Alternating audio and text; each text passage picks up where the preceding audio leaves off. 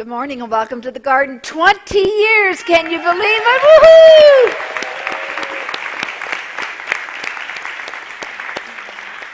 And we have past, present, and future all here this morning.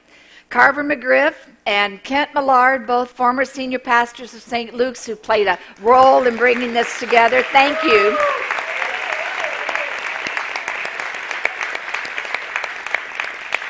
And I'm still the present for 2 more Sundays. And then Carolyn, who's new, who's our future here. So, Carolyn.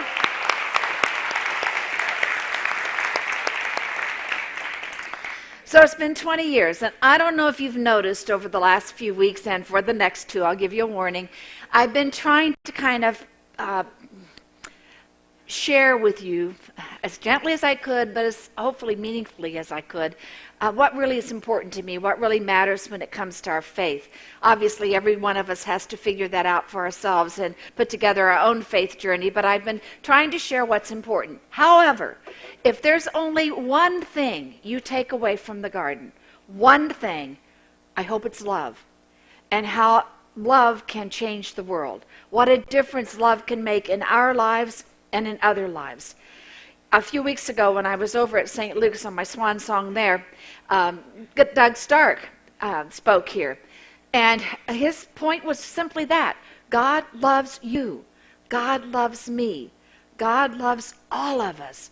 It's impossible for us to understand it, but it's true. St. Augustine said, God loves each of us as if there were only one of us. In other words, we are God's beloved. And that's a kind of love that I'm not sure we ever truly understand. We just have to let it be and know it in our brains, but know it in our hearts. A number of years ago now, some of you may remember, we were talking about our identity, who we are. And we gave everybody a business card. We probably should have done that today too, as I think about it. We gave everybody a business card. And it had a space where people could fill in their names. And then we didn't put your job or your profession or the role people were carrying. Simply under the name, it said, Child of God. That's our deepest identity. That's who we are. We are God's children. God loves every single one of us. You know, we experience love to some level in this life, but most of the time, the love we experience is conditional. God's love is unconditional and is open to us all the time. It's hard for us to get our heads around it, much less our hearts, because we're not always clear about a love that doesn't judge, a love that just accepts us as we are, a love that only wants good for us, and a love that can transform our lives. Yet we see hints of it all the time, all around us. Sometimes it can come in dramatic fashions, sometimes it's just in tiny little ways. I think I've shared with you in the past one of those dramatic ones that came to me. It's a lot of years ago now. It was when our daughter was a baby, the year she was born. It was Christmas Eve day. I had been at the church helping to get some things ready for the Christmas Eve services, and I was driving home to be with my family. This was before ministry days. I was driving home to be with my family, and I had Christmas music on the radio of my car, and Silent Night came on. And I don't know whether it was the melody, the words, the song. I don't know what it was exactly, but all of a sudden, I felt this overwhelming sense of love, of being loved more than I've ever felt being loved, and of being capable of loving all people, of loving everything about life.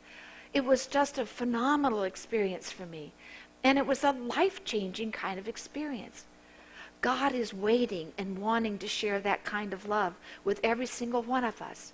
It's important that we open ourselves up to receive it. Victor Hugo said, the supreme happiness of life is the conviction that we are loved, loved for ourselves, or rather, loved in spite of ourselves. That's the kind of love God has for us. It's said that whenever a baby is born, that baby needs love and needs to be loved. And that's a need that we never, ever outgrow. Every single one of us needs to experience that love in our hearts. And it's there. We just have to open up and allow it in. Oh, it's wonderful having you here. Thanks for being here today. It's great. And didn't you love the mustache? I hope you noticed. There's the Good Earth Band. All with mustaches. All right, life is good. The Bible passage we have for this morning is one that's near and dear to my heart because it's one that I used 35 plus years ago when I was inviting people to be a part of the shepherding ministry over at St. Luke's. Now, the strange thing about it is from the first letter to John, and nobody knows much about it. They don't know what it was intended to be, whether it was supposed to be a letter, whether it was supposed to be a sermon, whether it was a treatise of some sort. Nobody knows for sure who wrote it. It may have been the same writer as wrote the Gospel of John, but nobody knows that for sure. What I do know is that I find it as relevant to us today as it was to the people who heard it or read it back then. And this is how it reads. Dear friends, let us love one another, because love comes from God. Whoever loves is a child of God and knows God. Now, you see, what it's saying is that once we've experienced God's love, we have to share it. We can't keep it to ourselves. It isn't something that we hang on to and just enjoy for ourselves. It's something that we have to share. We have no choice. We just simply want to share it. And we do that in a lot of different ways. One way that we may not think of is through laughter, through joy. Because when we laugh together, when we share joy together, when we share hope together, it bonds us. It pulls us closer to one another. And then it helps us really to share God's love wherever we are. And laughter works really, really well. We did a message probably 3 months ago now, some of you may have been here, where we talked about laughter. And you may remember at one point in the message, I invited Drew Crawley to come down, and I talked about the various parts of a belly laugh. And he acted them out and then put them all together to create a belly laugh. Now, while he was doing that, I was looking at some of you. And I didn't see a frown in the room. And at the very least, I saw a smile, and I heard a few belly laughs. It's a contagious kind of thing, and it's a gift of love that we can offer to one another. And it is a wonderful gift that we can share. It flows through the band members that you saw with their mustaches. That little touch of humor there gives a sense of the spirit with which they sing and play and share with us each Sunday morning. You know, there's something you may not be aware of very much, but we try to start every service, every Sunday morning, with something that's a little more upbeat, that may be a little lighter, that may be a little humorous. Last week, even when we were talking about heaven and hell, we had a clip that said, somebody's got to go to hell. You remember that one. And so we try to do something because laughter tends to break down the walls that are between us, and it helps us feel closer to one another and enjoy one another. And, you know, laughter can help us deal with all of the concerns that we carry. You see, we never know what you all bring when you come here, but we know that everybody's carrying something. Everybody has a burden or some sort of struggle or some issue or some deep worry or concern that's a part of life. All of us have that. And hopefully when we experience something that helps us laugh, we open ourselves to finding perhaps new ways of understanding. Perhaps if we're stuck, if we're in a place that we don't get life from, maybe it will give us the courage to make a change. Maybe we'll take a chance. Maybe we can experience the healing that we want to experience. And so when we experience God's love, when we share that with laughter and that good humor, I think it has a way of pulling us together and bonding us together. And it also has a way of helping us realize just how grateful we can be. We are so blessed, all of us. Regardless of our circumstances, we are all blessed, richly blessed. And it's a matter of recognizing that and honoring that and being appreciative for it. Maybe this little, I would call it a little ditty. I suspect she called it a poem. Gertrude Buckingham said this: "So I'll sit and rock and be happy." I guess that'll be me in a few weeks. So I'll sit and rock and be happy and meditate mostly on love. Love for my mother and dad, and love for the friends I have had. Love for the blessings God gives me. Love for the sunshine and showers.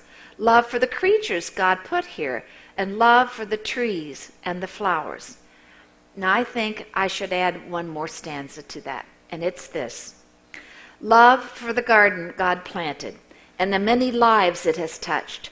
There's beauty in the eyes of each gardener that changes the world so much. Thank you. The songwriter Oscar Hammerstein once wrote, "Love isn't love till you give it away." How very true that is. It isn't something for us to keep to ourselves. We want to receive love. Give me love, we say. But we also receive that by somebody sharing it, by experiencing God's love and the love that other people offer to us. When we go out into the world, there are all kinds of ways we can share that love. I hope we don't leave it behind on the doorstep here, but that we carry it with us in our hearts and in our minds and in our spirits. And when we do that, the little things that we do can make a difference in someone's life. To offer a compliment to someone, a sincerely felt compliment, could perhaps raise a lagging spirit.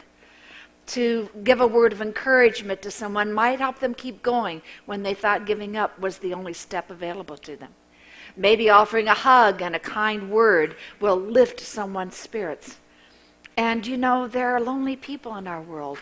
And maybe it just takes seeing that person, helping make them visible, let us know and let them know that they exist and they matter.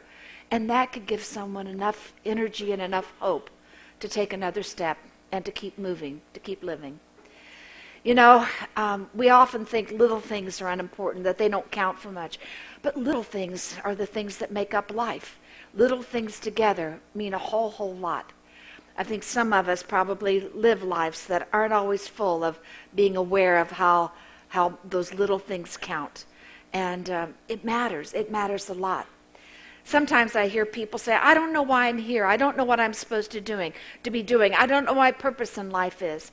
And I think we try to make that too complicated, too convoluted, too complex, because I don't think it's that hard. I think it's really just a matter of loving.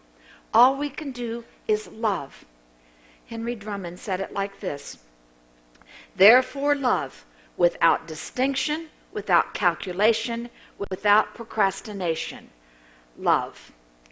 When we do that, when we love like that, we're going to find that we truly, genuinely experience love coming back to us. We love one another. We wrap our arms around one another, whether literally or metaphorically. We do that, and it makes a huge difference in life. Callisto Ware said, we become truly personal by loving God and by loving other humans.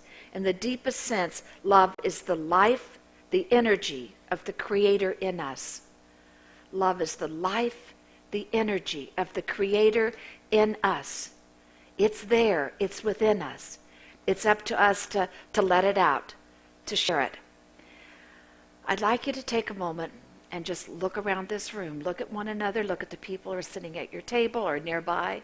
Look at one another. Look with eyes of love. Feel the love coming back toward you. I want us to feel special love for those who make every Sunday morning happen. People in the tech booth, the band, hospitality team, and way more than we could even name.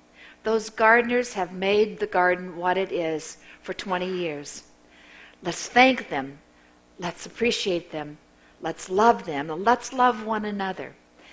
As we look into the face of the gardeners here, we're going to have the opportunity to see the faces of gardeners in the next video that accompanies the last song. And when that happens, I want us to breathe love toward them and receive love from them. We see their love for one another, their love for the garden, and we send our love to each of them.